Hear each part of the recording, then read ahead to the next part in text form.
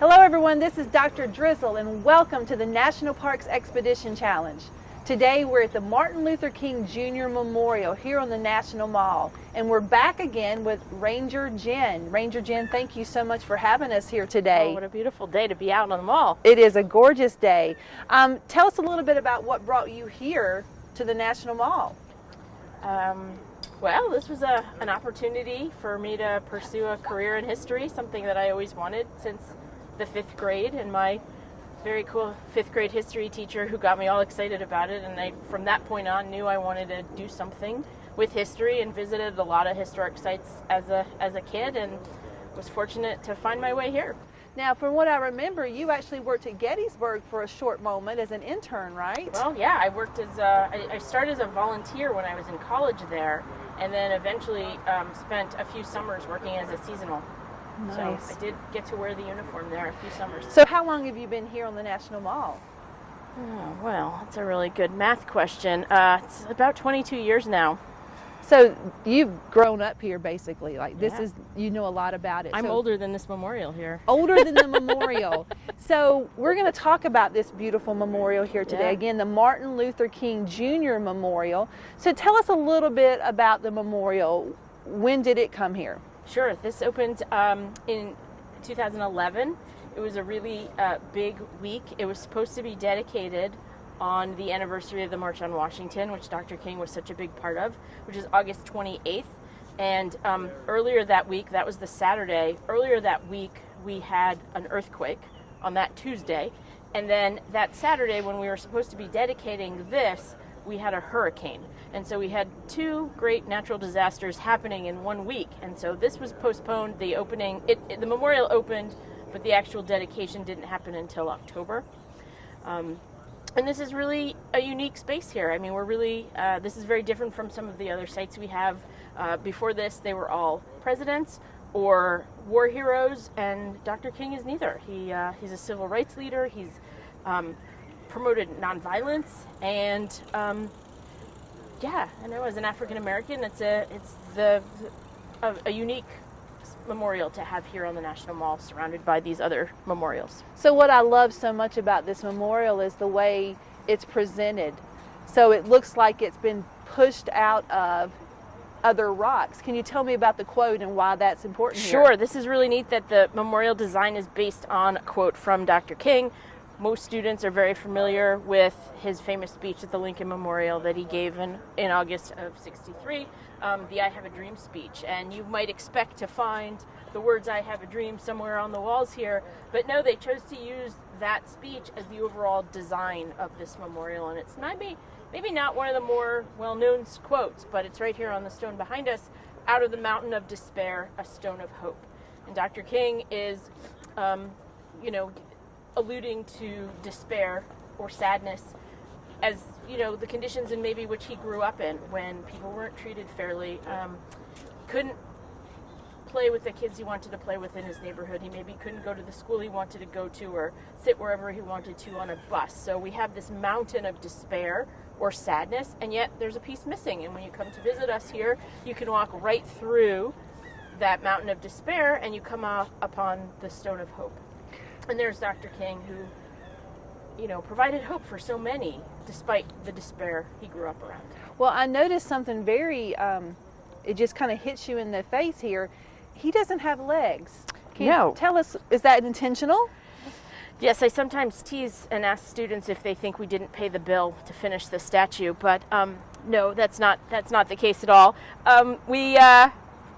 You want him to look like he's coming out of this stone of hope, because he is the hope that was for so many.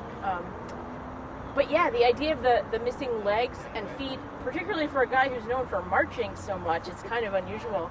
But when we look at this and we think about the statue, we look at it and it appears to be unfinished. And it reminds us that Dr. King died at a fairly young age. He was 39 years old. And so the statue is unfinished to remind us that his work was left unfinished. And hopefully it inspires us to think about who's going to carry on that work, and that we all can play a part in that. Well, I also noticed just by geography that Dr. Martin Luther King Jr., Thomas Jefferson, Abraham Lincoln are kind of in a line. They sure are. What's up with that?